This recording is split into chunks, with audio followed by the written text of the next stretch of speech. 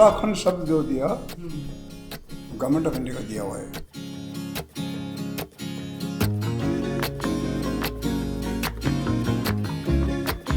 उसमें ये हुआ कि जब चाइना का हमला हुआ तो उसमें याद होगा आपको 3 जिले हमारे यहाँ हिल डिस्ट्रिक्ट बने थे। तो इसलिए बना था, उसमें ये कहा गया गवर्नमेंट ऑफ इंडिया कि यहाँ के लोगों को हमने खुश रखना है क्योंकि सीमा वाला।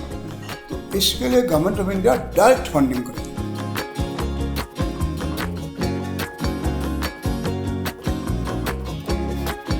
तब मैंने महसूस किया कि जो बुली जो होता है ना, बुली होना एक स्टाइल है। जैसे आजकल मोदी बुली है ना, biggest bully of the world. आपकी इस बात पे बहुत लोग नाराज हो जाएंगे। हमने तो मुझे कहा ही इज द बिगेस्ट बुली।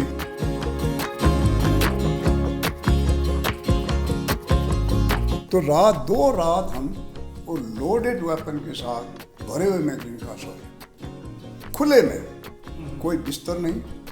वो बिस्तर संभालने लगे तो 2 घंटे में तो वहाँ हमला करना है। खुले में हमारे फौज सिपाही और कहीं ढूंढ लेते हैं, पेड़ पहाड़ मिल गया उसके नीचे।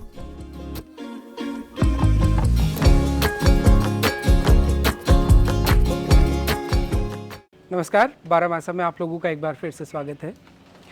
देश जब आज़ाद हो रहा था, एक नए भारत राष्ट्र का गठन हो रहा था, रियासतों को मिलाया जा रहा था, संविधान तैयार हो रहा था, तो देश के एक सुदूर क्षेत्र में जो तब उत्तर प्रदेश, बल्कि उत्तर प्रदेश में नहीं, यूनाइटेड प्रोविंस का हिस्सा था, भारत चीन बॉर्डर से लगता हुआ मुनस्यारी क्षेत्र, वहाँ एक बच्चा बड़ा हो रहा था।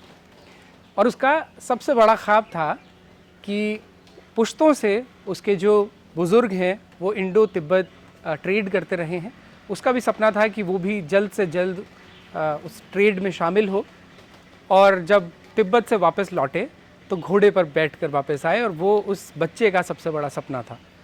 लेकिन नियति देखिए कि वो सपना कभी इसलिए पूरा नहीं हो सका क्योंकि चाइना लगातार तिब्बत को ऑक्यूपाई कर रहा था, ये वो भी दौर था, और उसकी वजह से इंडो तिब्बत जो व्यापार है वो बंद हो गया।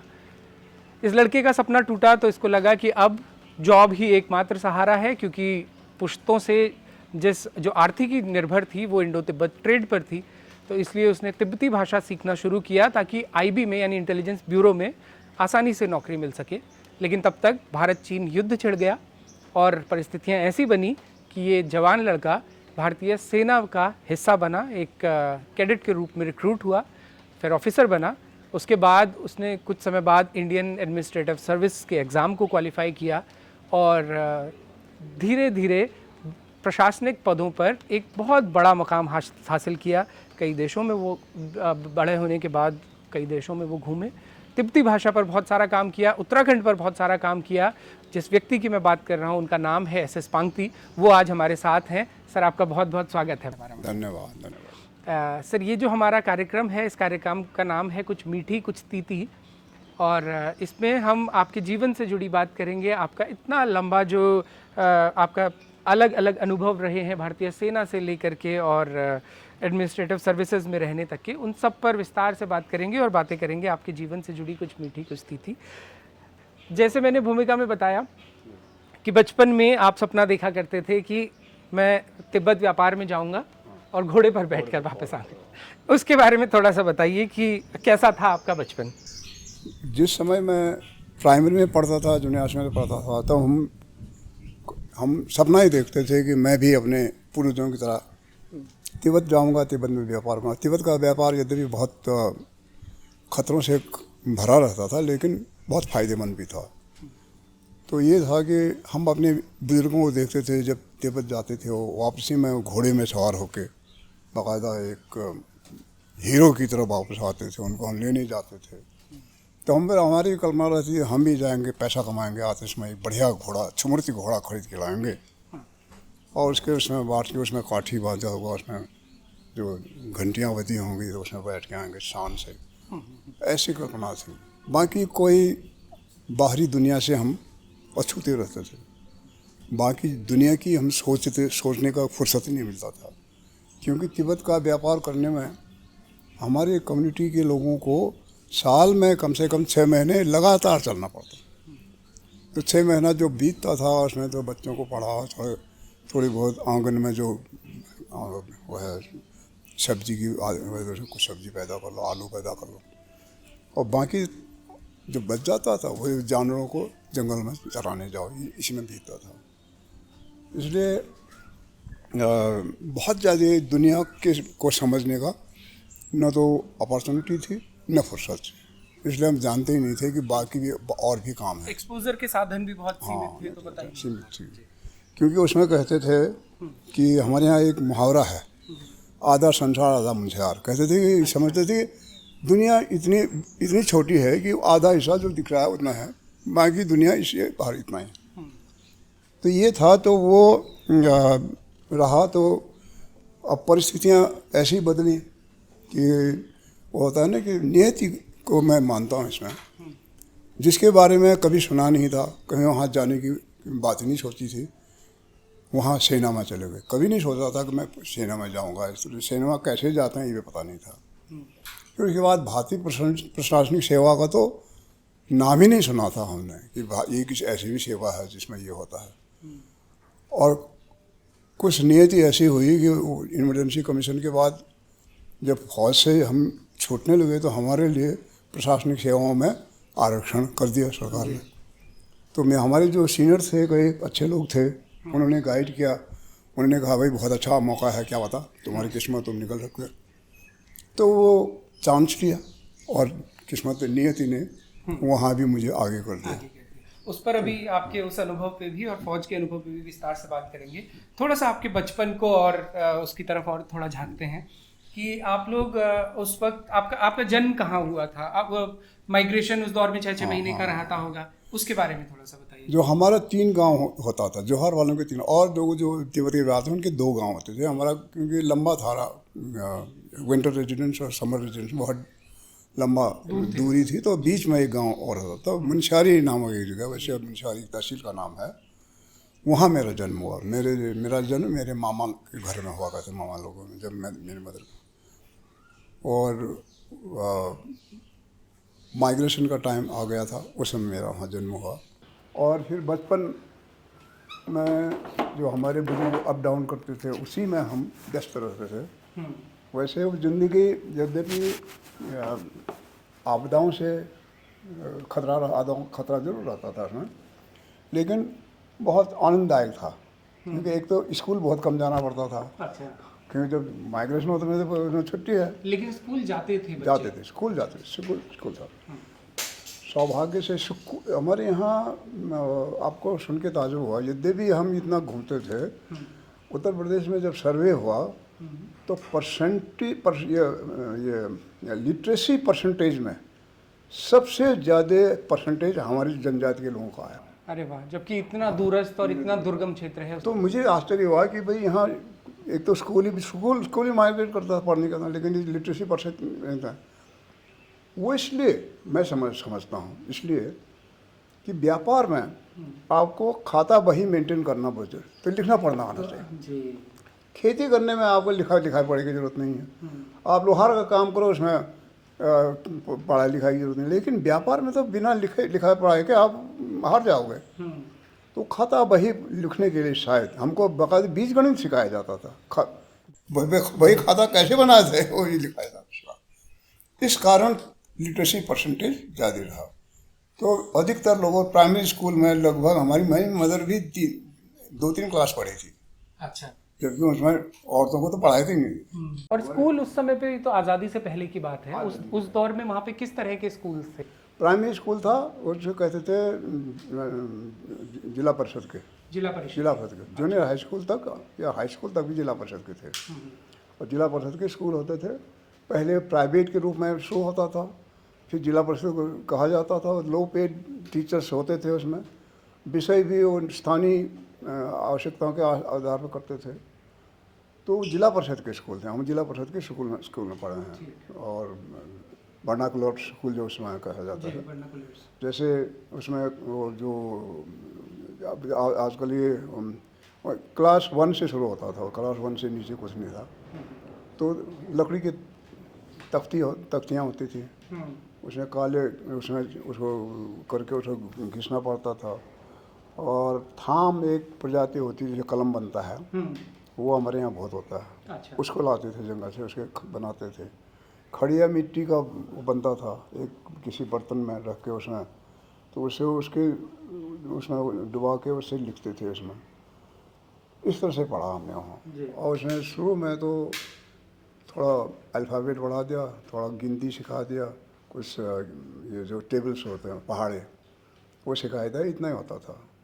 बाकी चीज़ कम ही सिखाते थे। इतिहास भूगोल तो इतिहास में 2-4 शब्द सिखा दिया तो सिखा दिया, ये ज़्यादा सिखाते थे। खासकर वो बही खाता लिखना जरूर सिखाते थे। गणित पे विशेष ध्यान हाँ, दिया गणित का ध्यान, जी। और अर्थगणित में बहुत ध्यान था। वो जो पहाड़े पढ़ाए जाते थे उसमें हमको बहुत पिटाई होती थी हमारे। किसी ने अगर ठीक से जवाब नहीं था उसे पिटाई, क्योंकि वो अध्यापक को भी इंस्ट्रक्शन था बुजुर्गों का, जी। और कुछ सीखा ना सीखा, हिसाब ना आता इसको। तो हमारे यहाँ के विद्यार्थी इतने थे एक्सपर्ट उनको कि जैसे है पहाड़ी सीखा, हम 20 तक तो सभी पढ़ते थे। हमारे यहाँ ढोंचो फोंचो क्या क्या करके था, एक ढाम ढाम दी ढाम 5 करे आज भी थोड़ा बहुत याद है। एक ढोंचो ढोंचो 2 ढोंचो 5 ऐसा करके वो रटते थे। और रट के वो बड़े बड़े हिसाब, हमारे यहाँ के जो घोड़े खच्चर में जो के साथ चलने वाले जो ड्राइवर जो नौकर होते हैं जी। वो आपके कंप्यूटर से ज़्यादा तेज हिसाब आपको बता देते थे। इतने का इतना होता, इतने का इतना, फट से बताते। वो अब मन ही मन में गिनती करते, इतना इतना इतना हो गया। कंप्यूटर में तो ये करना पड़ेगा आपको, तो मन ही मन में किया, उन्हें खट से बताते। तो क्यों रटाएगा। तो ये था उसमें शिक्षा का जो था। जैसे अंग्रेजी हमने दर्जा 6 से ABCD सीखा, उससे पहले सीखा था दर्जा से ABCD सीखने में 2 महीने उसी में लग गए केवल वो लिखने के लिए। कि फिर वो कैपिटल लेटर, स्मॉल लेटर, फिर वो लिखने की दूसरी स्टाइल, उसमें दूसरी स्टाइल, ये करके अभ्यास कहा जाता है। वो तो दर्जा 6 के बाद बहुत मुश्किल से सीखा। तो ये थी जो शिक्षा का जो आधार था, वो फर्क था, विषय का आधार था, आवश्यकताएं अलग थी, तो वो पढ़ा था। इसलिए मैं कह रहा हूँ हम तो तिब्बत के व्यापार को ध्यान में रख के शिक्षा जी। तो ये था उसमें। और कोई ड्रेस नहीं होता था, जो जिस कपड़े में आए उसी में बैठ जाओ। अक्सर हमारे पास उसमें ये जो अंडरवियर जो पहना, हमने अंडरवियर देखा ही नहीं था। अच्छा। कच्छा कभी देखा ही नहीं। 2 ही कपड़े होते थे हमारे पास, एक नीचे का एक ऊपर का, बस। अक्सर क्या बोलते थे उन्हें? जैसे जो शॉर्ट्स होता है उसको जांगिया कहते थे, जांगिया। अच्छा। और ऊपर का एक खिल्त कहते थे हमारे, खिल्त। तो 2 पहना, चाहे बर्फ पड़ी हो चाहे कुछ हो। जूता साल में 1 मिलता था, और जब तक हुआ फट गया तो फिर नंगे पाँव चलो, नंगे पाँव ही चले बहुत। कांटीदार जगहों में चलते थे। तो ये करना, बर्फ़ में भी नंगे पाँव चलते थे उस ज़माने। फिर बाद में जब ज़्यादा बर्फ़ पड़ गई तब तो नंगे पाँव नहीं जा सकते जल्दी। तो वो जो फटे पुराने कपड़े उसको पाँव में सिल के लगा, जूता नहीं है, उसी में सुई से सिल के उसमें जूते में फिट कर दिया। शाम को फिर कुछ सिला हुआ काटा फिर निकाल इस तरह से चलता था, ऐसी परिस्थितियाँ। और आप जब, जैसा कि आपने बताया कि व्यापार ही मुख्य आर्थिकी का साधन था और आप सारे लोगों का एक्सपोजर भी तिब्बत की तरफ ही था, तो फिर ये वाली स्थितियां कब आई जब व्यापार जब बंद हुआ? उस वक्त आप क्या कर रहे थे? कौन सी क्लास तक आप पढ़ चुके थे जब आपको ये समझ में आया कि व्यापार अब नहीं होना है, तो अब विकल्प तलाशने पड़ेंगे? हाई स्कूल मैंने क्रॉस कर लिया था, इंटरमीडिएट में पढ़ रहा था मैं। अच्छा। परिस्थिति तो पहले आ गई थी, लेकिन नौकरी प्राप्त करने के लिए इंटरमीडिएट तक पढ़ने की कोशिश की। इंटरमीडिएट मैंने पास किया, ग्रेजुएशन बाद में प्राइवेट किया मैंने। तो वो किया तो उस समय हमारे परिस्थितियाँ बहुत विकट हो गई, क्योंकि खर्चा था नहीं, पिताजी भी ज़्यादा आमदनी थी नहीं उनकी, और उनकी कुछ आदतें भी ठीक नहीं थी। तो बच्चे हो गए ज़्यादा, पढ़ा नहीं पाते थे। तो ये हुआ कि किसी तरह से कोई क्लरिकल स्टाफ जॉब मिल जाए, कोई चपरासी का जॉब मिल जाए, इस तरह से कोशिश था, या कहीं से कुछ हो जाता। तो उसके लिए अब वो भी नौकरी भी इतनी थी नहीं उनमें कि हर किसी को मिले। तो इसमें ये आया कि भाई अगर सरकारी नौकरी चाहिए जल्दी, तो चीन आ चुका था तिब्बत में, तो तिब्बती भाषा सीखने वालों को जो गुप्तचर विभाग है, IB है, उनमें जल्दी नौकरी मिलने की संभावना। रॉ तो उस समय तक गठित नहीं हुआ था, लेकिन इंटेलिजेंस ब्यूरो था, आईबी था जी।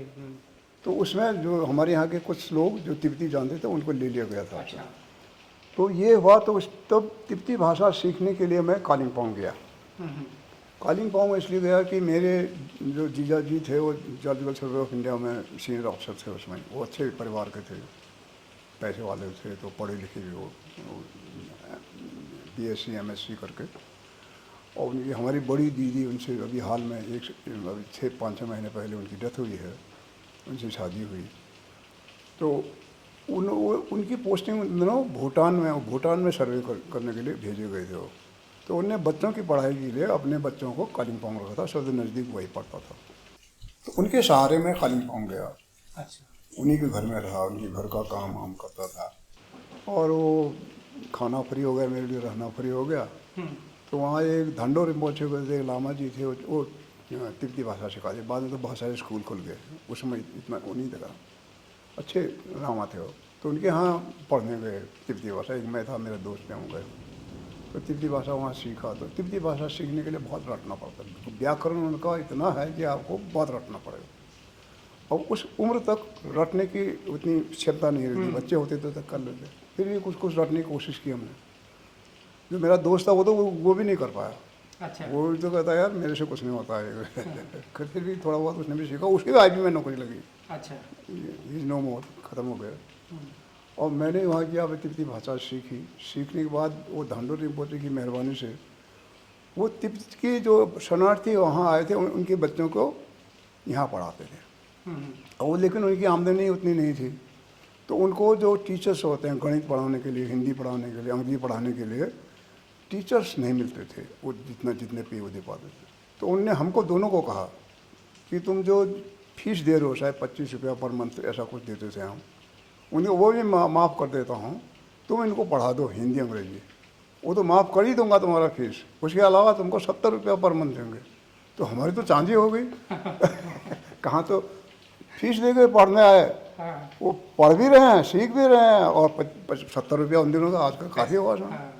तो मैंने अपनी दीदी को कहा, मैं तो 70 रुपया था। अरे भैया बता, तो सब वो 70 रुपया ले सीधे दीदी को देता था ये। अच्छा। तो ये हुआ। तो फिर सीख दो साल वहाँ रहे मैं। तब तक IB में इंटरव्यू दिया। अच्छा। IB में इंटरव्यू दिया, मुझे अभी याद है। मैं खाली वहाँ से कलकत्ते में इंटरव्यू हुआ हमारा IB सेंटर में। तो उन दिनों कालिम्पोंग से ही एक मैगजीन निकलता था तिब्बती भाषा में। अच्छा। तो उसमें एक बंगाली था, वो थोड़ा बहुत जानता था, कभी सीखा होगा उसने। तो वहाँ जब इंटरव्यू हुआ तो वो मैगजीन निकाला उसने, उसमें कहा ये पढ़ के देखो पता इसको। तो मुझे बहुत ज़्यादा पढ़ने में इतना एक्सपर्टीज हासिल नहीं हुआ था, लेकिन सौभाग्य से उसमें जो मिग एयरक्राफ्ट खरीदा गया था उसमें पहली बार, तो उसका न्यूज़ था, उसमें लिखा हुआ था। तो मिग शब्द मैंने पकड़ लिया उसमें। अच्छा। इसमें जो भी होगा, ये जो मिग आया है उसके बारे में मैं अखबार में पढ़ता था। हाँ। तो अखबार में मिग के बारे में आया था, मैंने वही रिपीट कर दिया वहाँ जो। कि ये इसका मतलब ये है। पढ़ा मैंने पहले, पढ़ना तो आता था, लेकिन जैसे मैं कह रहा हूँ ग्रामर बहुत मुश्किल है उसका, इसलिए समझने में थोड़ा टाइम लगता है। तो मैंने वो करके क्या मतलब इसमें ये लिखा है कि इतना मिग जवाहर भारत ने खरीद लिया, पहुँच गया। ओह वेल डन वेल डन। शायद उसके ही समझ में नहीं आया होगा, लेकिन वो मिग शब्द समझ गया मैं पढ़ रहा हूँ। तो ये करके मेरा सिलेक्शन हो गया। सिलेक्शन होकर इंटरव्यू हो गया, आप जल्दी ही कॉल आने आता। इसी बीच इमरजेंसी कमीशन का, जब तिब्बत चाइना ने बिल्कुल ये अरुणाचल प्रदेश को बिल्कुल फुटेल तक कब्जा कर लिया था, उस समय इमरजेंसी कमीशन की घोषणा हुई। तो फिर वही हमारे जीजा जी थे, उन्होंने कहा भाई तुमने अप्लाई किया कि नहीं किया। मैंने कहा मुझे तो आता ही नहीं, वो क्या हुआ अंग्रेजी में बोले मुझे नहीं आता। अरे तो अप्लाई तो कर, नहीं होगा तो क्या है, जो खा थोड़ी जाएंगे, तो आ जाना वापस।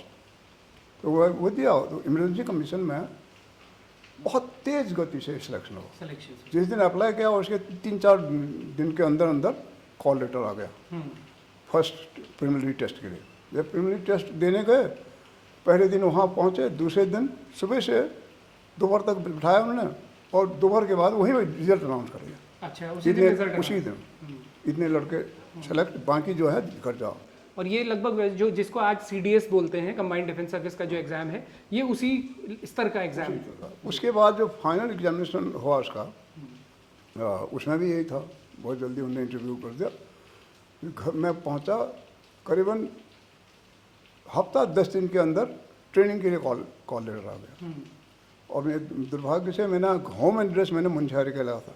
अच्छा। और मैं था कालिम्पोंग में, तो मेरे होम एड्रेस में उन्होंने वहाँ भेज दिया, टेलीग्राफिक भेज दिया कि तुम्हारा सिलेक्शन है तो वहाँ ज्वाइन करो। अब मैं था कालिम्पोंग, मुंशियारी में उस समय टेलीग्राफ ऑफिस नहीं था।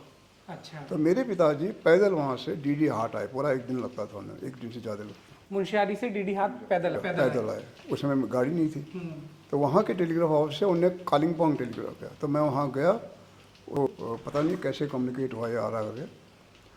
तो वहाँ से मैंने वो लिया, और लेके मैंने सीधे अपना जितना भी लत्ता कपड़ा मेरे पास था वो पकड़ के मैं सीधे पूना ट्रेनिंग के लिए गया। पुणे मैं 2 दिन या 3 दिन लेट से पहुँचा।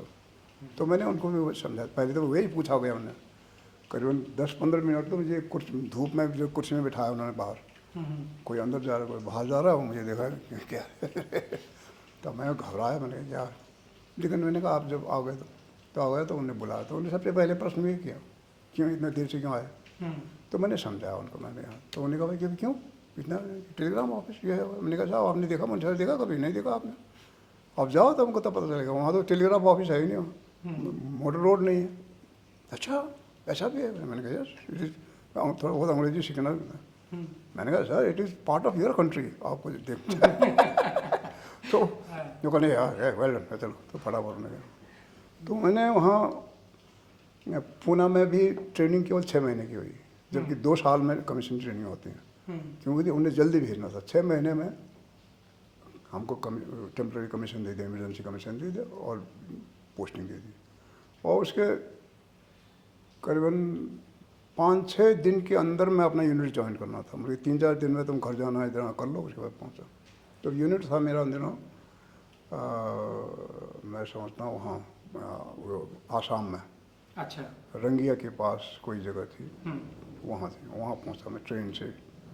वो ट्रेन का वो भी आ गया था, वो क्या सेकंड क्लास होता था ना उसमें ट्रेन में। अच्छा। सेकंड क्लास का वो आ गया था, वारंट होता था वो। अच्छा। वो आ गया था चिट्ठी के साथ ही। उसे लेके मैं गया पूना, वहाँ गया, वहाँ भर्ती हुआ, फिर ट्रेन यूनिट में गया।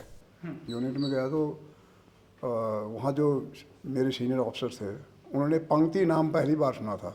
अच्छा। तो बाद में बताते थे वो कि हम अनुमान लगाए थे यार ये पंक्ति नाम कभी नहीं सुना, ये कौन है। कोई कह रहा है टी पंक्ति लिखा है, ये मैं देखिए मराठी लोग ते लिखते हैं, ये मराठी होगा। वो देखा मराठी हो तो हमको पता होना चाहिए था, तो ये नाम यहाँ भी नहीं सुना हमने। तो उन्होंने कहा कि ये उल्टे सीधे नाम नहीं सरदारों का होता है, ये सरदार होगा। और वो या तो सरदार आएगा या मराठी आएगा, ये इंतजार कर रहे। तब तक देखा उन्होंने बिल्कुल गोरखा टाइप का एक लड़का आ रहा है। उन्होंने कहा तो कहाँ का रहने वाला? मैंने कहा मैं वहाँ का। फिर पंक्ति क्यों लिखा हुआ है तुमने? हमारा जाति नाम है।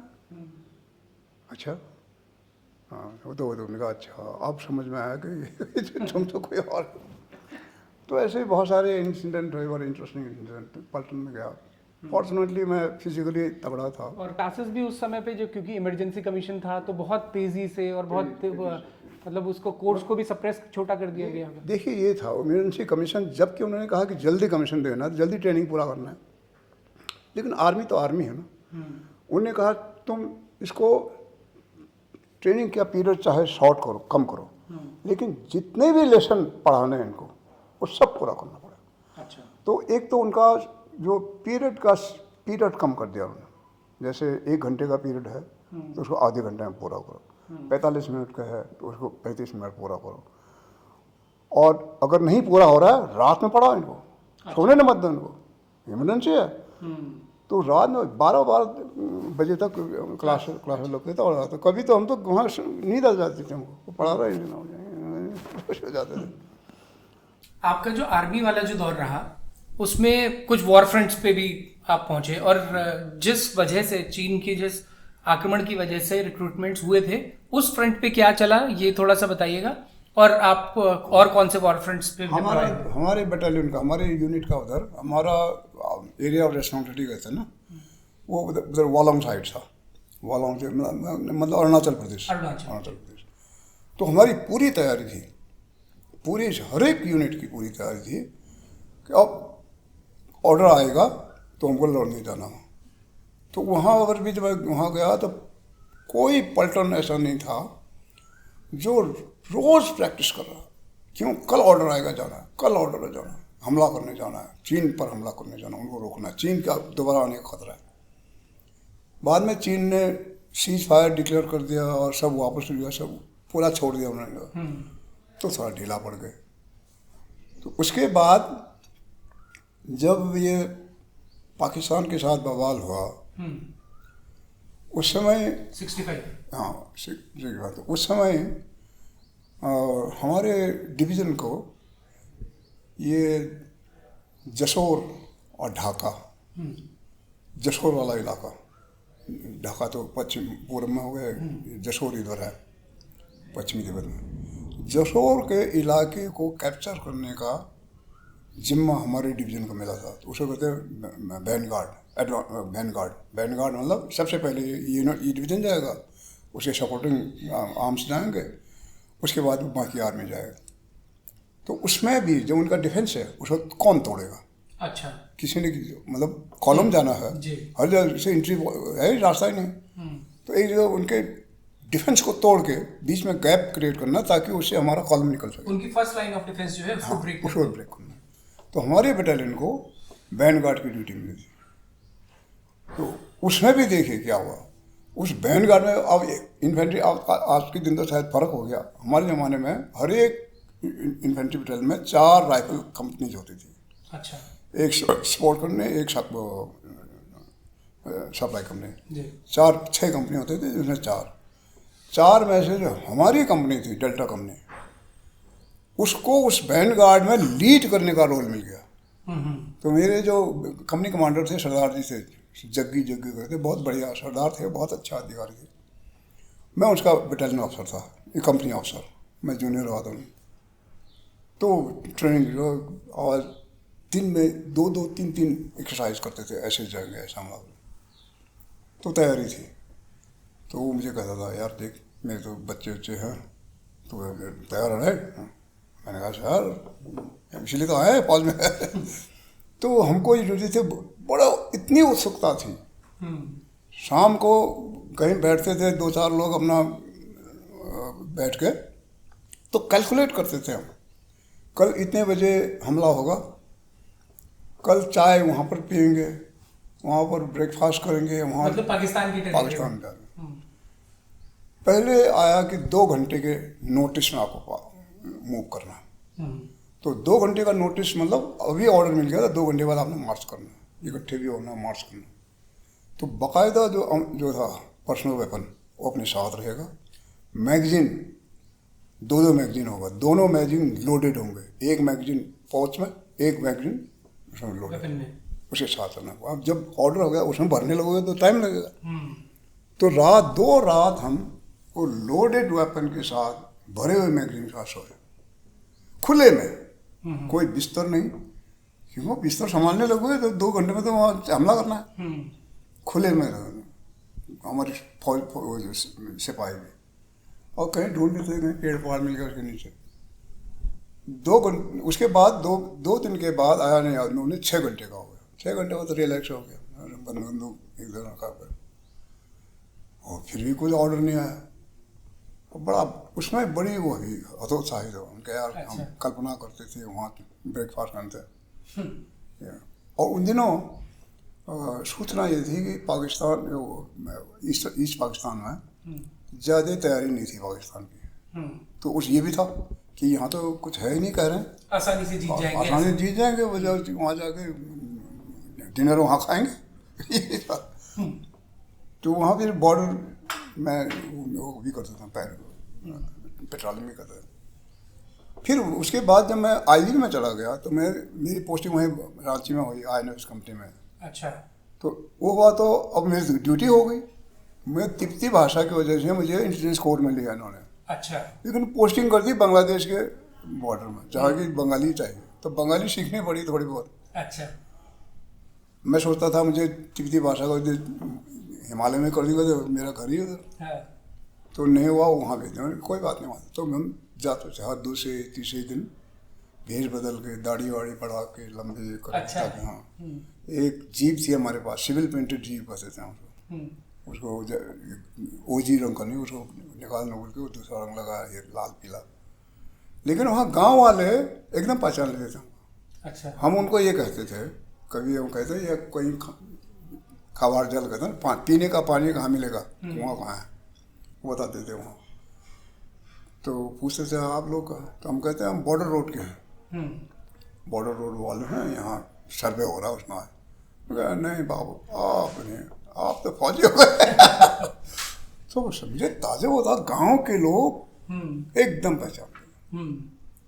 तो कैसे मालूम तुमको? नहीं हमको मालूम। तो लेकिन कुछ नहीं, अच्छे लोग थे, जो मांगो देते थे। तो ये हुआ। तो वहाँ मैं जाता था, एक बड़ा वहाँ भी देखो ना, नियति जो कहते ना, मैं जाता था वहाँ, एक भौमिक था, आईबी का एक अच्छा। इंस्पेक्टर रैंक का अधिकारी था। वो जितने भी बांग्लादेशी वहाँ से क्रॉस करके इंडिया में आते थे, उनको सबको इंटरव्यू करता था पहले, क्रॉस क्वेश्चनिंग करेगा, कौन हो, क्या देखा तुमने। तो मैं भौमिक बेचारा वहाँ बॉर्डर में अकेले यंग ऑफिसर था, अच्छा। तो मैं क्या करता था, आर्मी में 3 रुपये में रम की बोतल, नहीं 1.5 रुपये में रम की बोतल मिलती थी ना। 1.5 रुपये में? 1.5 रुपये। अच्छा। वो आर्मी की सस्ता था ना, तो जब भी जाता था एक रम की बोतल लेके जाता था। बेचारे को वहाँ कौन देगा, वहाँ गाँव में वो रम की बोतल के इंतजार में खुश रहता था। मैं दूसरे दिन तीसरे दिन जाता था, तो ऐसे जाता था, लगातार जाता था वहाँ, करीबन 2-3-4 महीने रहा वहाँ, जाता था। तो भौमिक ने एक दिन कहा मुझे, उनके दादा ये समझ में नहीं आ रहा क्या है। मैंने क्या समझ में नहीं आ रहा? ये बोल रहा है कि वहाँ काला कपड़ा वाला कोई फौज आया है। ये काला कपड़ा वाला फौज क्या होता है? अच्छा। उनका ड्रेस काला था। अच्छा, कैसा कपड़ा? वो उनका हाफ पैंट भी काला, उनका टांगड़ी भी काला है, और शक्ल से भी काले काले हैं सारे। वो फौज आया। अरे मैंने कहा दादा ये तो इतना बढ़िया इन्फॉर्मेशन है, इसका मतलब है इनकी टैंक डिवीजन आ गया, ये आर्मर्ड कोर है ना, इनका ड्रेस काला होता है, उनका पीटी ड्रेस काला होगा, डांगरी काली होगी। ये तो इसका ये सूचना का इतना महत्व है। मैंने कहा ये ले रम की बोतल, ये रोटी तो खा ले, मैं जा रहा हूँ वापस। अच्छा। सीधे गया मैं, आपने ब्रिगेड कमांडर डिप कमांडर हमारा जैसे जालबाज सेवक सिंह, मैंने लिखा रिपोर्ट में, मैंने बताया, मैंने सब कहा सर ये रिपोर्ट है, ये कैसे करो तुम? मैंने कहा ऐसा कहा, यस यू आर राइट, एकदम आर्मी हेडक्वार्टर में सीधे जाता था ना हमारा। तो वो भौमिक बेचारा पहले होम मिनिस्ट्री में गया, फिर वहाँ से डिफेंस मिनिस्ट्री में गया, तब जाके डिवीजन कहाँ एकदम से आया। तो बाद में 1 हफ्ते बाद अखबार में आ गया कि armoured corps tank division has arrived in Dhaka. Confirm हो गया तो वाहवाही हो गई। और ऐसे एक और था, एक वो था, एक कुछ और था, एक मैं बोल रहा हूँ अभी, एक हार्बर खुला था वहाँ, मंगला हार्बर। अच्छा। मंगला हार्बर खुला था, वो भी ये भौमिक ने बताया था कि वहाँ नेवी का ऐसा है खोदर। मैंने कहा हार्बर खुल रहा वहाँ नेवी का, ऐसा है। तो कुछ और को पूछा तो उनने कहा हाँ सर नेवी के जैसे लोग दिख रहे हैं। तो वो रिपोर्ट भी उसने तो अपने चैनल से भेजा, मैंने सीधे ऐसा खबर आई, वो भी कंफर्म हो गया। तो मंगला हार्बर तो खैर 1-2 दिन बाद अखबार में आ ही गया था। तो वो छिपता नहीं ना, दूर से दिखाई देता, आ गया था। तो ये उसमें फिर मुझे शाबाशी मिली। ये आपका वो वाला दौर रहा जब आप पहले आर्मी ज्वाइन की, फिर वहाँ से इंटेलिजेंस कोर में शिफ्ट हो गए, और उसके बाद भारतीय प्रशासनिक सेवा में आने का जो ट्रांजिशन रहा, उसके बारे में आप थोड़ा सा। उसके बाद ये हुआ जो हमको बताएगा उसमें कि इमरजेंसी कमीशन में बहुत सारे लोगों को भर्ती कर देता है, इसलिए कि उन्हें इमरजेंसी थी, चीन से लड़ना था। अब ये हम खैर डायरेक्टली तो हम कह नहीं सकते हैं ऐसा विचार था, लेकिन लोगों ने बताया हमारे बड़े सीनियर लोग थे जो जानते थे, जो उन्होंने कहा कि आर्मी हेडक्वार्टर में उनको चिंता हो गई है, हमने सडनली इतने अधिकारी भर्ती कर लिए हैं, ये लगभग एक एज ग्रुप के हैं, और जब इनकी प्रमोशन की टाइम आएगा तो सबको प्रमोशन मिलेगा नहीं, प्रमोशन एवेन्यूज तो लिमिटेड है, तो इनमें एक वो आएगा, आपस में क्लैशेस होंगे थोड़ी फीलिंग और होगी, हाँ इल फीलिंग हो गई, तो वो भी ठीक नहीं है, वातावरण खराब होगा। और दूसरा, जब भी रिटायर होंगे तो एक पूरा वैक्यूम क्रिएट हो जाएगा, एक साथ बहुत लोग रिटायर होंगे, तब इतने लोग एकदम से कैसे भर्ती करेंगे। तो उन्होंने कहा कि इनको अब थिनिंग आउट करना चाहिए, इनको धीरे धीरे ये सुना। तो उसमें हमारे लिए जो इमरजेंसी कमीशन ऑफिसर जो जिनको रिलीज करने की बात आए, उसमें ऑल इंडिया सर्विसेज में, यहाँ तक स्टेट सर्विसेज में भी, ऑल इंडिया सर्विसेज में IAS और IFS में 20% सीट रिजर्व था हमारे लिए, और सेंट्रलाइज सर्विसेज जैसे इनकम टैक्स सर्विसेज है वगैरह जो है उसमें 25%, और IPS में क्योंकि उसमें फौजी ड्रेसल उसमें 30% सीट रिजर्व हुआ। तो उसी में, लेकिन जब मैं मेरा सिलेक्शन हुआ उसमें जो जितने लोग फौज से लिए हुए वो लगभग 7-8% से ज़्यादा नहीं थे, क्योंकि शायद उनको कैंडिडेट नहीं मिले जो भी होगा। तो ये 11 कमीशन हुए, इमरजेंसी कमीशन 1, 2, मैं इमरजेंसी कमीशन EC3 का हूँ मैं। अच्छा, मेरे से पहले EC1 EC2 निकल गया था, EC3 EC4 का। और ये सब उसी 2-3 साल के टाइम फ्रेम के भीतर? ना बहुत दिनों तक चला है। अच्छा, बाद में फिर शॉर्ट सर्विस कमीशन वाले भी इसी तरह इनको ये फैसिलिटी मिली। तो 11 कमीशन तक ये चलता रहा। तो उसमें सीनियरिटी मिल गई हमको IAS में, बैकडेट से आए तो ये माना गया। तो उसमें एक फॉर्मूला था उनका, ये था कि भाई ये तो इतने साल मैंने 5-6 साल वहाँ फौज में भी बिता गया, डायरेक्ट तो ये इनको ले नहीं सकते, ओवरेज हो गए, लेकिन इनको एंटीडेट दे दो और एज गिना जाएगा उनका उस समय जब ये भर्ती हुए उस समय कितना था। अच्छा, उसके सीनियरिटी वहीं से काउंट उस तरह से, प्लस फर्स्ट अटेम्प्ट में वो किया है, क्लियर किया है तो पूरी सीनियरिटी मिलेगी। अच्छा, सेकंड अटेम्प्ट में किया तो 1 साल कम पीछे कर दिया जाए। तो मैंने फर्स्ट टाइम में कर लिया था। अच्छा, तो आ गया तो उसमें सीनियरिटी भी मिल गई। तो हम जो जिनके साथ हमने ट्रेनिंग किया था उनसे सीनियर हो गए, उसमें सीनियर हो गए। तो बल्कि एक यहाँ देहरादून में एक BP सिन्हा यहाँ DM थे, मोटे मोटे खाले, उसके साथ में हम साथ ही मेरे दोस्त थे हम। अच्छा, एक ही साथ ट्रेनिंग किया था। ऐसे एक दूसरे की टांग खिंचाई करते थे। वो मुझे चढ़ाता था, अरे तू तो मेरा कमिश्नर हो जाएगा तो मेरा वो लिखेगा। मैंने कहा जरूर लिखूंगा, मैं तेरे लिए मैं जरूर एडवर्स एंट्री लिखूंगा। कहता अच्छा देख लूँगा तुझे बेशा। वो खुदा ना खास तो ये DM बना यहाँ का, देहरादून का। मेरा प्रमोशन हो गया, प्रमोशन का मैं कमिश्नर हो गया यहाँ के। तो मैंने कहा देखा तूने जो कहा था वो सच हो गया। तो जोर से हंसा। उन्होंने कहा यार किस्मत की बात है। वो बाद में मुझे वहाँ भी मिला, मुरादाबाद में। अच्छा। मुरादाबाद में भी यहाँ ट्रांसफर होना था, मेरा कमिश्नर मुरादाबाद वहाँ भी रहा, या पहले बाद में पता नहीं क्या था वो उसके साथ में कठोर। मुझे खैर कुछ दिन रहा वहाँ, कुछ नहीं गया। तो इस तरह से हम लोगों को मौका मिला, कई अच्छे लोगों को, अच्छे अधिकारी है हमारे UP का, में भी बहुत सारे अधिकारी है। उत्तर प्रदेश में IAS में आने वाले जितने भी थे उसमें पूरे उत्तर प्रदेश में सीनियरिटी वाइज मैं दूसरे नंबर पे था। अच्छा, पहला व्यक्ति था IP आयरन करके था, जी, वो भी UP कैडर में था। वो मुझसे EC2 का था, वो तो मुझसे सीनियर था, तो उसको सीनियरिटी 1 साल पहले में। पता नहीं अब है कि नहीं, अब सुनाई नहीं देता है। और दूसरा नंबर में था। और उत्तराखंड में तो खैर पहला था, लेकिन मैं उत्तराखंड बनने से पहले रिटायर हो गया था। हाँ। उसमें भी देखियो मैं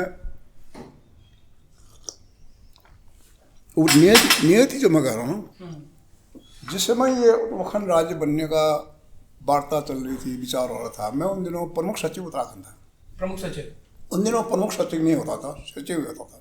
सचिव उत्तर प्रदेश उस समय? उत्तर प्रदेश में मैं हिल डेवलपमेंट का सचिव था।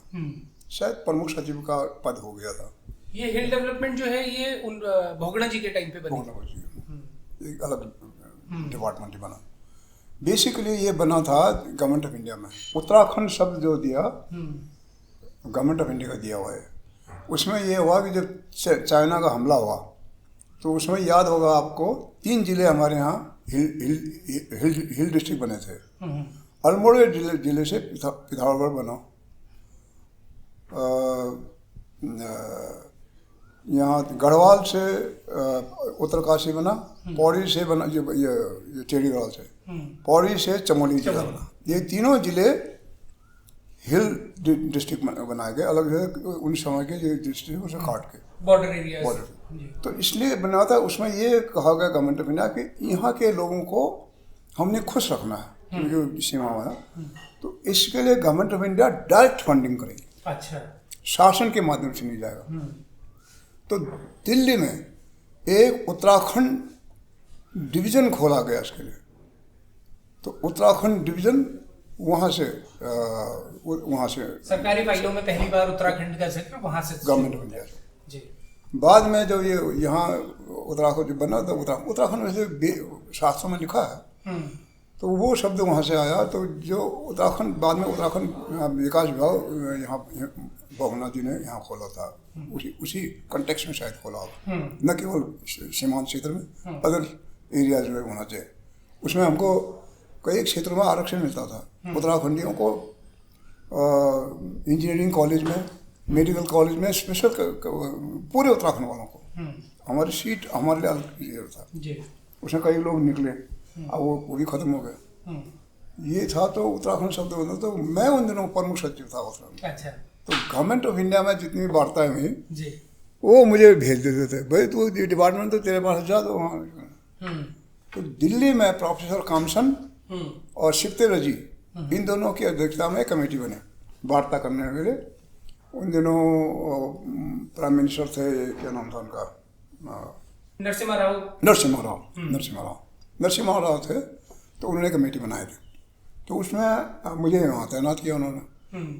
तो उत्तराखंड के बारे में अब क्योंकि जब नया स्टेट बन रहा है तो ज्योग्राफिकल जानकारी होना बहुत ज़रूरी है। तो ज्योग्राफिकल जानकारी उसी को पास होगा जो यहाँ रहा है, जो यहाँ का चला हो, घूमा हो, यहाँ कहाँ कितने पहाड़ है, कितने लोग मालूम हो, जिलों की सीमा कहाँ है उसको मालूम हो। अब दिल्ली में बैठे वाले लोगों को क्या मालूम? दिल्ली तो छोड़ो, लखनऊ के में जो बैठे उनको मालूम नहीं होता। तो अच्छा रहा। तो मुझे वहाँ भी उत्तराखंड स्टेट बनने में मदद करने में वो मिला।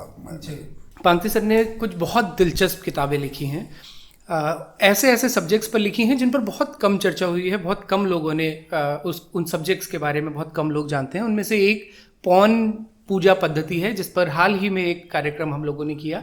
उसमें काफ़ी सारी डिटेल्स पांगती सर की किताब से ली गई हैं।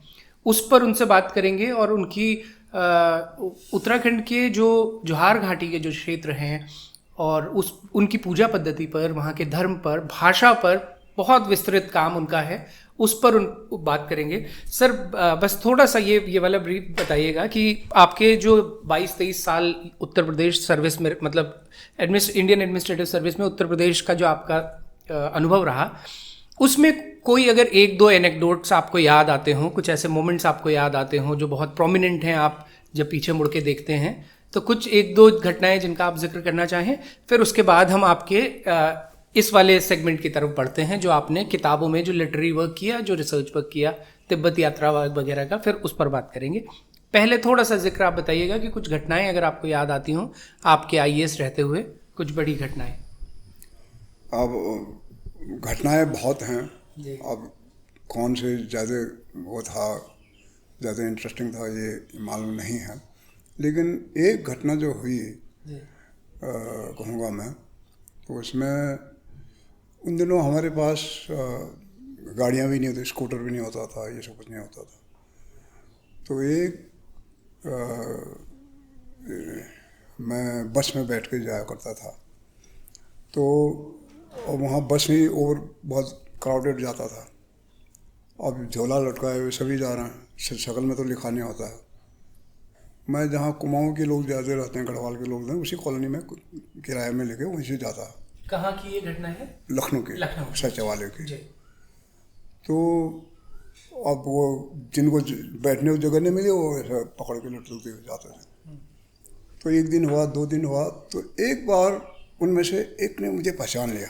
अरे कहाँ सर बैठे थे फ्रंट सीट में जो आदमी था उसको उठाया जो। मैंने कहा ऐसा मत करिए। नहीं साहब नहीं। वो बेचारा भी उस फ्रंट सीट से उठ के पीछे आ गया। कौन है? ये हमारे उप सचिव हैं फलाना। तो मैंने कहा अरे उन मुझसे ज़्यादा बुजुर्ग। अच्छा, जिनको उठाया। हाँ, मैंने कहा तुम ना मुझे जोर से उठा कर बिठा दिया।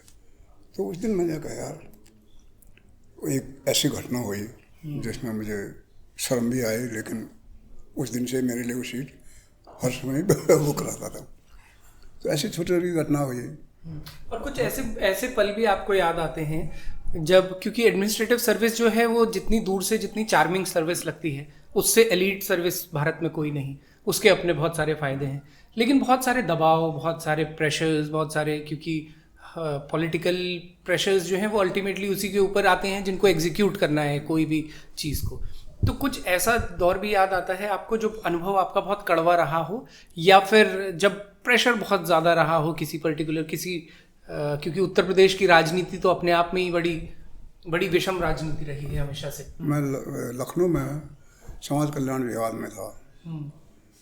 उसमें एक अधिकारी को एडजस्ट करने के लिए दुर्भाग्य से तब भी तिवारी जी मुख्यमंत्री होकर आ गए थे। अच्छा।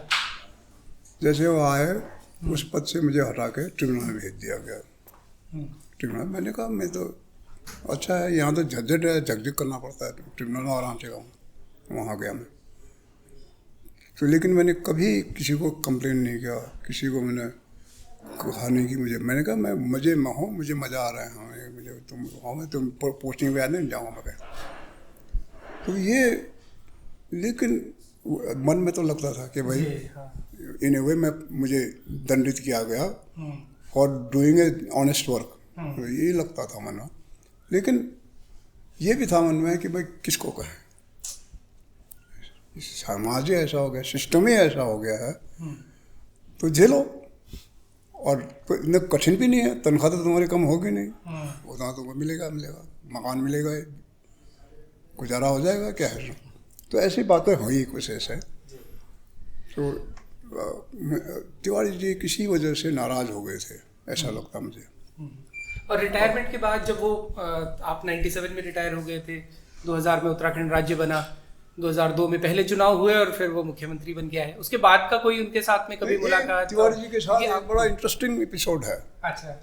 जब ये वो थे, मुख्यमंत्री भी नहीं थे, चुनाव भी शायद नहीं लड़ा था या हार गए थे, क्या था, मैं तब यहाँ कमिश्नर था, गढ़वाल कमिश्नर। अच्छा, तो ये तो 70s की ही बात है। हाँ हाँ जी। तो उसमें मैं था, डीएम था यहाँ, मेरे ख्याल से कौन था मैं भूल रहा हूँ। हम दोनों बैठ के न्यू टिहरी में मीटिंग थी, वही कर रहे थे। सडनली मुझे टेलीफोन आया वहाँ से कि तिवारी जी मुझे बांध बना नहीं था, नीचे दोबाटा से उत्तरकाशी जा रहे थे, उत्तरकाशी के पुलिस चौकी से टेलीफोन किया हमने। कहने लगे कि अरे मांगती ऐसा है, यहाँ ये करो वो करो। मैंने कहा सर आप कहाँ बैठे हो? मैं यहाँ पूछते कि आप हम आते हैं वहाँ, आप क्यों टेलीफोन कर रहे हैं यहाँ? तो मैंने कहा चलिए मीटिंग ख़त्म। उसको डीएम को ही बैठाया मैंने, नाम बढ़िया अफसर था। गए हम तिवारी को वहाँ बैठ गए। तो वो कहने लगे कि टिहरी डैम का जो है इसमें ये करो वो करो। ये भूदेव लखेड़ा वहाँ के नेता हुआ करते थे, उन्होंने बताया कि हाँ कुछ होना चाहिए इनके बारे में, ये नहीं हो रहा वो नहीं हो रहा। तो तिवारी जी मुझे बताना चाह रहे थे ये होना। मैंने कहा साहब देखिए साहब, ये है आपके टिहरी डैम का जो बाईलॉज है, वो कॉपी थी मेरे पास, ये है बाईलॉज, इसको पढ़ लो आप। इसमें डिस्ट्रिक्ट एडमिनिस्ट्रेशन या डिविजनल एडमिनिस्ट्रेशन का कोई रोल नहीं है। हमारा इसमें कुछ करने न करने का कोई रोल है ही नहीं। हम तो केवल अपना प्रशासन देखेंगे। कहीं आंदोलन हो जाएगा, हड़ताल हो जाएगा, तो हम वहाँ 144 लगा देंगे, पुलिस की ड्यूटी लगा देंगे, किसी को पीटना है पिटवा देंगे, वो हमारी ड्यूटी है। वो तो हमारे आईपी या सीआरपीसी में हम कर सकते हैं। बाकी इस बात के विस्थापितों के लिए कुछ करने का कोई रोल हमारा है ही नहीं। तो आप कैसे हमको कह रहे हो ये करो वो करो, ये तो मैं कर नहीं सकता हूँ। तो तिवारी जी ने कहा अरे यार ये बाई लॉज तो मेरे ही समय बना। मैंने कहा मैं आपको दोष नहीं दे रहा साहब, आपने तो आपके ध्यान में संज्ञान में आया नहीं होगा, लेकिन डिफेक्ट है इसमें। जब आप खुद महसूस कर लो कि डिस्ट्रिक्ट एडमिनिस्ट्रेशन इनका इसमें रोल होना चाहिए, उनके बिना ये नहीं हो पाएगा, तो इसका अर्थ ये ड्राफ्टिंग ही गलत हुआ। जब सबसे इम्पोर्टेंट डिपार्टमेंट को कोई आपने दुनिया भर की इंजीनियरिंग डिपार्टमेंट फलाने डिपार्टमेंट को साथ रोल दिया है, शासन प्रशासन का कोई जिक्र ही नहीं इसमें, तो हम कैसे दे सकते? और ये कॉर्पोरेशन है, सरकारी विभाग भी नहीं है, ये कोई एक इंस्टीट्यूशन है। मैं आपको दोष नहीं दे रहा हूँ, लेकिन उन्होंने महसूस किया उसमें। लेकिन वो फिर भूदे खड़ा वहाँ बैठा, एक वो कोऑर्डिनेशन कमेटी है तो सही। मैंने कहा अच्छा अब आ गए तुम रास्ते में, तुमने बताया होगा तिवारी जी को। मैंने कहा तिवारी जी ये कोऑर्डिनेशन कमेटी मैंने बनाया, शासन का इसमें कोई ठप्पा नहीं है, इसकी कोई अहमियत नहीं है। शासन डिसीजन कहेगा तो फेंक देंगे, लेकिन मैंने जानबूझ के बनाया है ताकि जिस समय की जिस तरह की जो समस्या को अटेंड करना था उस कमेटी के माध्यम से करते हैं, क्योंकि हम एक्शन लेने का अधिकार हमको नहीं है। उस कमेटी में उसका जो CMD होता है, CMD वहाँ उसका जो THDC का जो उसमें CMD का पद है, चेयरमैन भी वही, MD भी वही। मैंने वो आता है, कलमनाथ का वो था, समधी था वाला CMD। अच्छा। कलमनाथ राय का। कलमनाथ राय ने मुझे एक दिन गाली देने की कोशिश की, मैंने फिर यहाँ से तो सुनाया उसको ना, चुप हो गया। तो मैंने बाद में कहा यार तेरा समझे ये मुझे वहाँ से क्या बोल रहा था, तू बैठा होगा उसने तूने कहा होगा। मैंने उसको स्पष्ट बता दिया कि आप माननीय मंत्री जी आपसे आपके मुँह से शब्द अच्छे नहीं लगते हैं। उन्होंने कहा मैं तो लिख के करता हूँ। मैंने कहा आपके मुँह से शब्द ठीक नहीं लगता है। वो कितना बोलने की कोशिश की, मैंने उसको बोलने नहीं दिया। मैंने कहा आपके मुँह से शब्द नहीं लगता, आप क्या समझते हो? वो बाद में हो गया, उन्हें कहा ये कौन हो गया? हाँ मैंने कहा कलमनाथ राय तो वो गुंडा था ना, नाउन गुंडा पूरे उत्तर प्रदेश का। और मैंने कहा तो अपने समझी को सामने रख के मुझे नहीं मैंने कुछ नहीं किया। और तो आप तो जानते हो समझे मतलब। मैंने कहा तू वहाँ बैठा था, मुझे मालूम है तो वहीं बैठा था। मुझे वहाँ मेरे क्या अरे आपने तो समझे था, मैं जाना था ना, मैंने अनुमान लगा दिया ना बैठा होगा। मैंने कहा मैं कुछ नहीं करूँगा, वो कैंसिल कर रहा हूँ उसको कोऑर्डिनेशन कमेटी में। अरे ऐसा ना करना।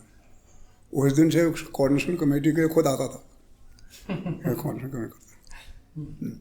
तो ऐसे अनुभव हैं। लेकिन एक चीज़ है, जितने भी मैंने महसूस किया है, चाहे राजनीति में है चाहे समाज में है, ये जो डराने धमकाने के काम करते हैं ना, इनको अंग्रेजी में कहते हैं बुलीज। ये जो बुली होते हैं ना, जो धमकाते हैं, ये बहुत ही कमज़ोर लोग होते हैं। अगर उसको जितने जोर से बोलता है उससे भी ज़्यादा बोल के उसे जो है ना, वो भी भीगी बली बन जाता है। एक तो मैं कल्पनाथ राय का बताऊँ, उस दिन से उसने हिम्मत ही नहीं तो बात टेलीफोन करने की, उसका समझे आके कह रहा है मैं। ऐसे एक इंसिडेंट और हुआ था जी। मैं जब ट्रिब्यूनल में था, वहाँ एक ट्रिब्यूनल लॉटरीज में था, डायरेक्टर लॉटरीज में। अच्छा। उसमें एक लड़की थी, डायरेक्टर लॉटरीज। उस समय तक लॉटरी सिस्टम जो है वो वैलिड, वही वाली लॉटरीज की बात। हाँ वही तो है लॉटरी। मैं डायरेक्टर लॉटरीज मैंने बहुत अच्छा काम किया। अच्छा। रिकॉर्ड है हमारा। अच्छा। सबसे ज़्यादा प्रॉफिट कमा के दिया। ओह। तो उसमें एक लड़की थी बाबू। अच्छा। वो MA थी, और बाकी जो क्लरिकल स्टाफ था कोई हाई स्कूल कोई इंटरमीडिएट ऐसा था। उसने एक एप्लीकेशन डाली कि मैं MA हो इसलिए मुझे प्रमोशन मिलना चाहिए। अच्छा। मैंने क्वालिफिकेशन के भी आधार पर तो प्रमोशन नहीं मिलता है, वो तो सीनियरिटी प्लस एलिजिबिलिटी मिलता है, ऐसे कैसे होता है। अब एक बार कहा नहीं तो दो बार कहा, मैंने उसको धमका दिया। मैंने कहा तुमको बता चुका हूँ ये नियम के अनुसार नहीं है, तुमको कैसे नियम दिखाओ मुझे। तो एक दिन अकस्मात कानपुर के MLA का टेलीफोन आया, कोई बाबा कुछ नाम था उसका, वो भी गुंडा टाइप का ही था। उसका टेलीफोन आया वहाँ से कि भाई कहने लगा पांगती एक लड़की है, उसके पिता आप अन्याय कर लो, क्यों नहीं उसको प्रमोशन दे रहा। तो मैंने समझाने की वजह क्वालिफिकेशन किसी बात तो आदर होता है, आप मुझे नहीं पहचानते हैं, मैं कौन हूँ। अच्छा। मैंने कहा मैं आपको तो मैंने नहीं पहचानता हूँ, लेकिन मैं आपको नियम बता रहा हूँ। और कुछ बोलने का मैंने फिर कहा मैं नियम बता रहा हूँ आपको, अब प्रमोशन, अब उसको तो मैं डिमोटेशन कर दूंगा इसी बीच में, एक करेक्टर इंडस्ट्री में ठोक दूंगा उसको।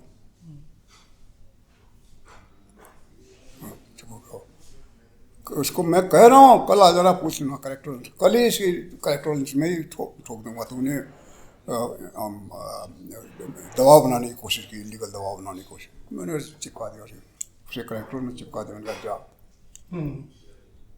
तो ऐसा भीगी बिल्ली भी ना हो। उसके बाद कानपुर का बहुत बड़ा गुंडा माना था, तब मैंने महसूस किया कि जो बुली जो होता है ना, बुली होना एक स्टाइल है। जैसे आजकल मोदी बुली है ना, biggest bully of the world. आपकी इस बात पे बहुत लोग नाराज हो जाएंगे। हमने तो मुझे कहा ही इज द बिगेस्ट बुली जी।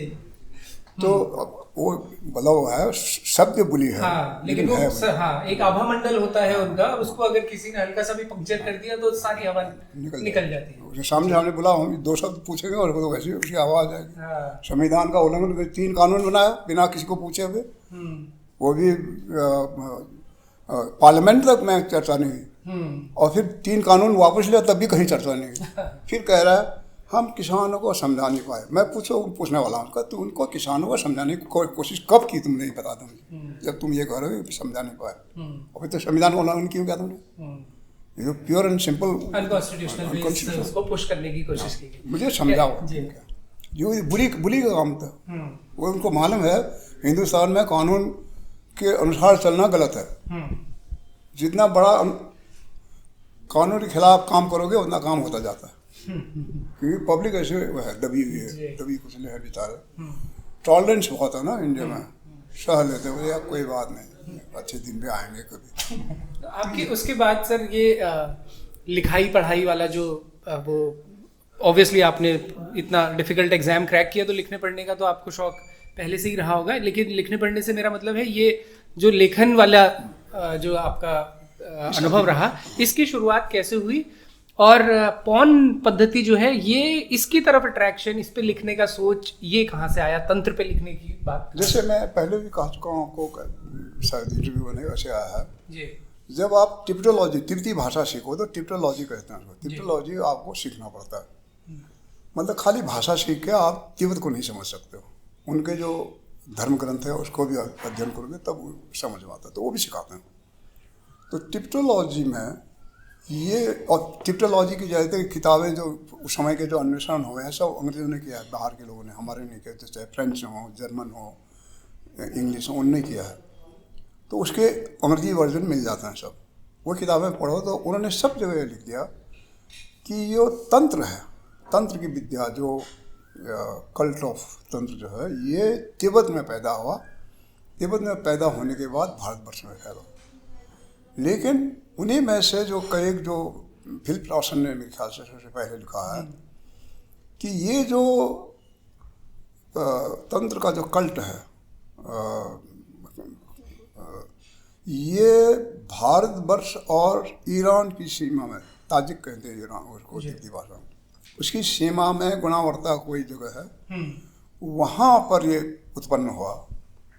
कोई तो कहते हैं कश्मीर का है, कोई गुणावर्ता, लेकिन गुणावारो करके एक शहर है पाकिस्तान में, शायद उसी नाम से होगा, वहाँ से पैदा हुआ।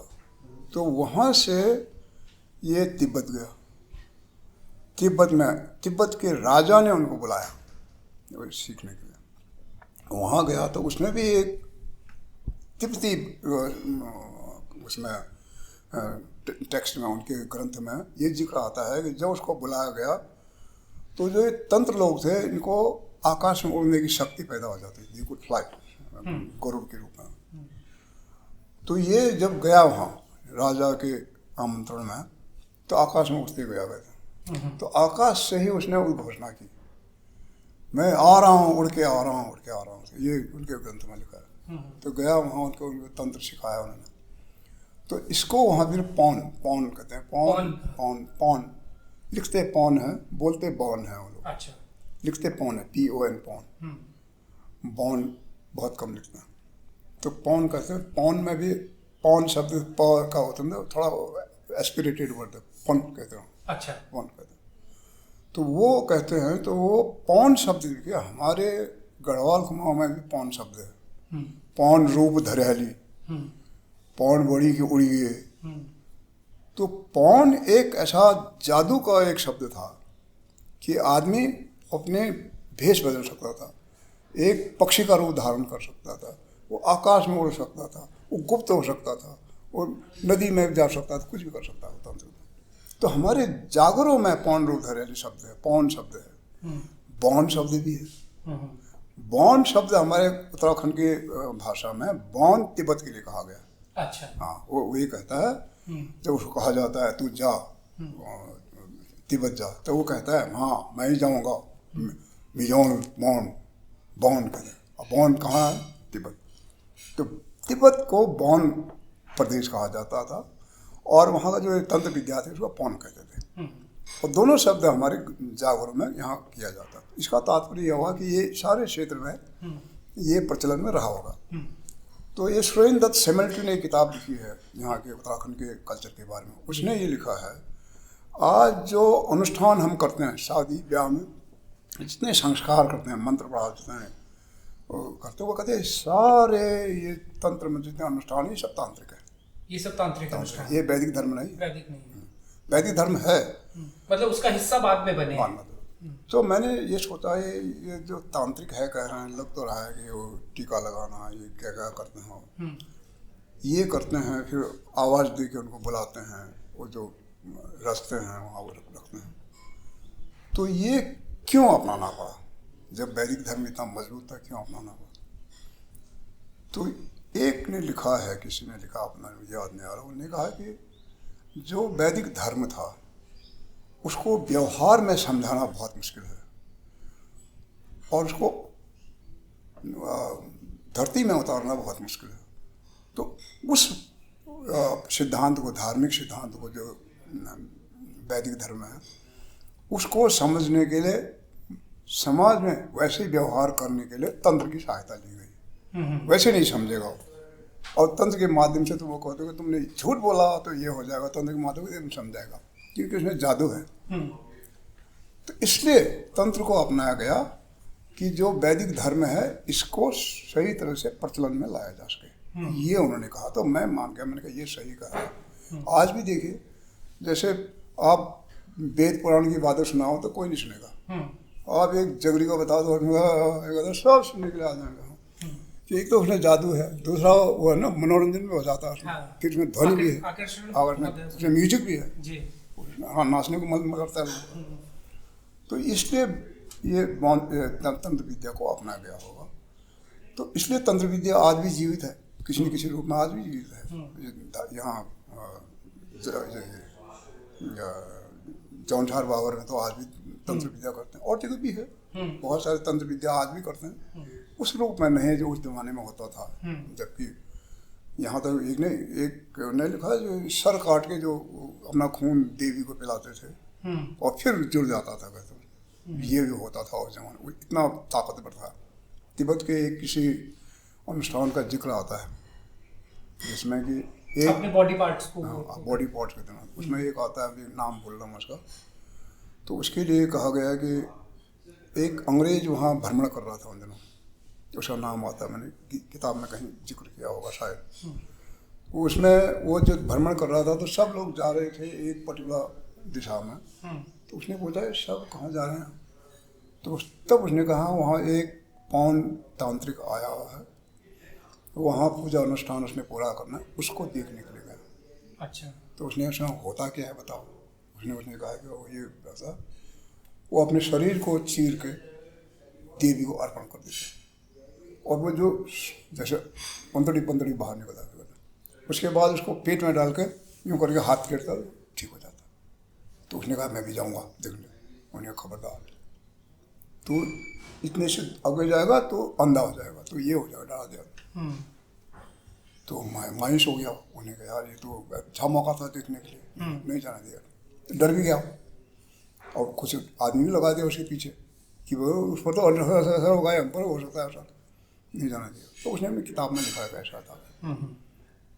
तो लिखा है कि जब वो आए तो उनसे पूछा उन्हें क्या हुआ, तो उन्हें बताया, उन्हें ध्यान किया, क्या मंत्र से पढ़ा, वो ठीक कहते हैं तिब्बती भाषा में, हर एक के पास एक ठीक तलवार होता है। उसने ठीक निकाला, अपने पीठ को चीर के अंतर पंतर से बाहर और जीवित आ गई। फिर जब सब हो गया तो उसने वो सब अंदर डाला और यूँ किया और बेहोश हो गया, लेट गया। थोड़ी देर में गया तो चीरा हुआ पेट छिल गया अपने आप। तो लिखा उन्हें ऐसा हो। तो वो कहते हैं कि जब ये हुआ उसके बाद ये हुआ कि जो कुछ खून के थके हुए कुछ चीज़ वहाँ गिर गया, उसको उसके लिए छीना झपटी हुई।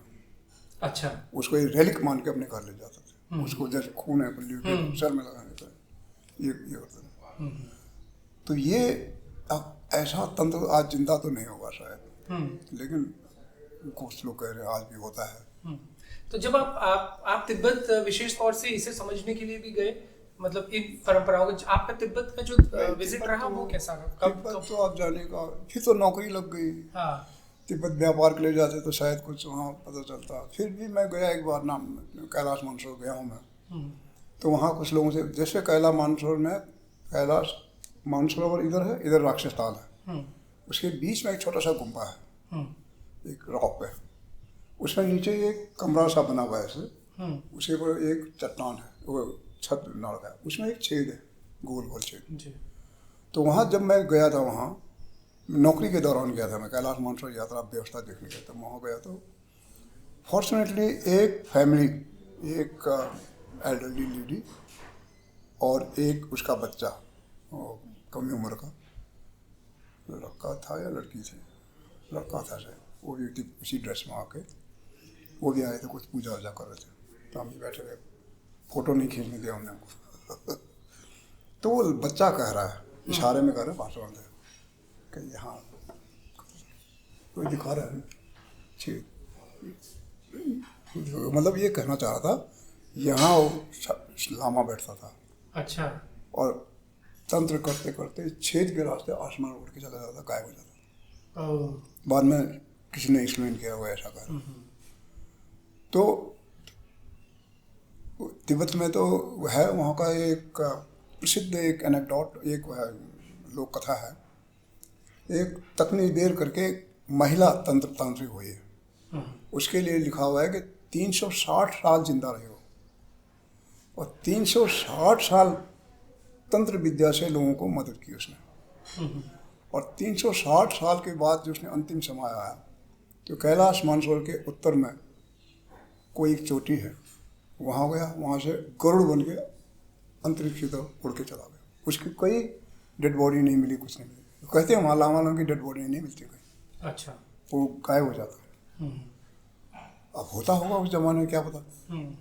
लेकिन हमारे यहाँ भी तो जो त्रिशंकु का किस्सा हुआ तो आसमान वो उसको उड़ा दिया था उसने, ऋषि ने।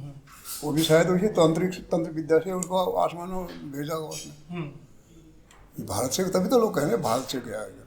और इधर जोहार घाटी या आप लोगों का जहाँ आपका बचपन भी था, उस कम्युनिटी में भी तंत्र, जैसे तिब्बत में तो है कुछ जगह जहाँ आपने जिक्र किया, उधर भी तंत्र regular life, day to day life में अभी दिखता है कहीं? तंत्र छोटे मोटे तंत्र करते हैं लोग। अच्छा। बड़ा तंत्र कोई नहीं देखा हमने। लेकिन एक चीज है वहाँ जैसे कुछ परंपराएं हैं। जैसे छोटा कैलाश जो आदि कैलाश है, उसी बगल में पार्वती ताल है। तो वहाँ वो रक्षाबंधन, जन्माष्टमी दो यात्रा करने जाते हैं, स्नान भी करते हैं उसमें। फिर उस तालाब की परिक्रमा करते हैं, वो उल्टी दिशा से करते हैं। उल्टी करते हैं, वो एंटी क्लॉकवाइज। एक है हमारे यहाँ, एक प्रथा है, आज भी होता है वो, हमारे यहाँ सौंबली कहते हैं। क्या कहते हैं? सौंबली। सौंबली पता क्यों कहते हैं? बलि बनता तो बकरा काटते हैं, सौंबली कहते हैं। इनके यहाँ शगदुम कहते हैं धारसला में। अच्छा। उसमें जो बलि का बकरा होता है, उसको गांव की परिक्रमा कराते हैं। अच्छा। वो उल्टी दिशा से कराते हैं। अच्छा। उल्टी दिशा, तब उसे बलि देते हैं। तो ये चिन्ह है कि उस जमाने में होता होगा, ये होता होगा। वैसे वो है, मैंने तो वो भी लिखा है, गौदान। गौदान शायद तिब्बत से आया, क्योंकि कहते हैं ना हमारे यहाँ जो बैतरणी जो है गाय का पूंछ पकड़ के पार। तो एक किसी विद्वान व्यक्ति ने धार्मिक में किसी में लिखा था बहुत पहले, उसने लिखा था कि जैसे यहाँ बैदनी बुग्याल है, तो उन्होंने लिखा है बैतरणी या बैतरणी बुग्याल है। अच्छा। और इसको बैतरणी बुग्याल इसलिए कहते थे कि वहाँ बर्फ जमा रहता था, तो उसको क्रॉस करने के लिए चंवर गाय का पूंछ पकड़ना पड़ता था। अच्छा। तब कहा गया कि बैतरणी को पार करने के लिए चंवर गाय का मतलब चंवर गाय आगे आगे चले तो रास्ता खुला खोल देगा, तब तुमको काट। तो ये तिब्बत का कंसेप्ट है ना, ये तो वहाँ भी है। उन्होंने भी कहा है कि स्वर्ग जाने के लिए, स्वर्ग जाने का सबसे महत्वपूर्ण वाहन है चंवर गाय। तो ये जो बर्फ वाले इलाके में जब ये हुआ तब ये, क्योंकि अंत में हम नहीं कहते हैं, जो अंत में आत्मा हिमालय में चली जाती है, तो उसी का वो रूप है। तो उसे मुझे लगता है कि बहुत चीज़ें हमने तिब्बत से सीखा भी, लिया भी है उसको। अब आज ऐसा लगता है हमको कि सदा ही ऐसा रहा होगा, लेकिन कुछ हमने दिया उनको, कुछ हमने हमसे सीखा। इसलिए विद्वानों ने लिखा है कि तिब्बत में जितने भी ज्ञान और जानकर जो शिक्षा जितना था भारतवर्ष से गया, वो सही है, क्योंकि वहाँ की सारी चीज़ें जो है उसमें हमारे बहुत सारे शब्द हमारी संस्कृत से गए। जैसे तिब्बती भाषा में शराब अर्क कहते हैं, अर्क से, और दक्षिण भारत में भी शराब को अर्क कहते हैं। तो ये दोनों से कैसे आया? संस्कृत की भाषा का वो अर्क निकालते हैं ना, वो जो मसाला होता है उसको धीरे करके वो निकाला, वो अर्क तो हुआ उसका, उसी जो अर्क ना। तो ये शब्द है उनकी भाषा में, संस्कृत में कोई शब्द है। जैसे अवलोकित स्वर, अवलोकित स्वर, अवलोकित स्वर को कहते हैं, ये शिव जी के लिए भी कहते हैं, ये किसी और का भी, किसी शिव जी, पुराने शिव जी का। तिब्बती में अवलोकित को स्वर कहते हैं, उसकी पूजा करते हैं। वो कभी कभी तिब्बती नाम से भी करते हैं, कभी कभी इस नाम से भी करते हैं। तो इसलिए तिब्बत का, पश्चिमी तिब्बत का, क्योंकि कैलाश देखिए, कैलाश कहाँ है? कैलाश मान रहे तिब्बत में, तिब्बत में। तो जब हम हमारा भारत हिंदू धर्म का सबसे बड़ा देवता महादेव तिब्बत में था, तो कुछ ना कुछ तो आया होगा वहाँ से, कुछ यहाँ से गया नहीं, या तो हमारे पार्ट रहा होगा। मेरे अनुसार तो उस युग में, क्योंकि पांडवों में से अर्जुन जब राजसूय यज्ञ के बाद जब उसको कहा गया उत्तर की तरफ कर, तो उसमें पूरा महाभारत में जिक्र आता है। कई जगहों का नाम तो बिल्कुल आज भी वैसे ही जो उसमें आता है। उसको कहते हैं चित्रवर्णी घोड़े, उसको दीजिएगा जो चितकबरे घोड़े, ये वहाँ का नेपाल का जो ये जुमली घोड़े वो होते चितकबरे। और लिखा है हरे नीले घोड़े, हरे नीले घोड़े पश्चिमी तिब्बत में होता है। छुमूर्ति के घोड़े जो होता है हरे नीले, हरनील घोड़ा कहते हैं ना हमारे। वैसे तो राणा प्रताप का घोड़ा भी हरे नीले रंग का था, लेकिन वो तो बहुत बड़ा था, शायद क्या पता तिब्बत से आया। क्योंकि तिब्बत में जो छुमूर्ति का इलाका है, वो कहते हैं सर्वश्रेष्ठ घोड़े दुनिया में वहाँ पाए जाते हैं। हरे नीले रंग का, हरनील कहते थे हमारे। तो अब इस इंटरव्यू को रैप कर रहे हैं, तो उससे पहले बस एक आप थोड़ा सा आपकी जो आने वाली जो किताब है, नंदा देवी पे जो किताब है, उसके बारे में थोड़ा सा कुछ बताइएगा कि वो किस पर केंद्रित है, क्या उसके मुख्य आकर्षण हैं?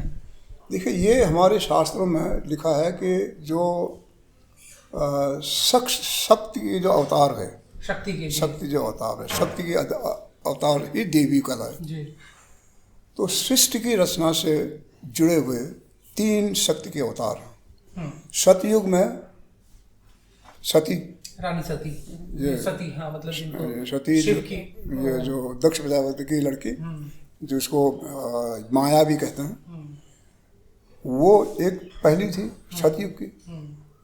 त्रेता युग में पार्वती, जो हिमालय ऋषि की पुत्री थी। तो तीसरी नंद की पुत्री नंदा। ये हैं शक्ति अवतारी देवियां।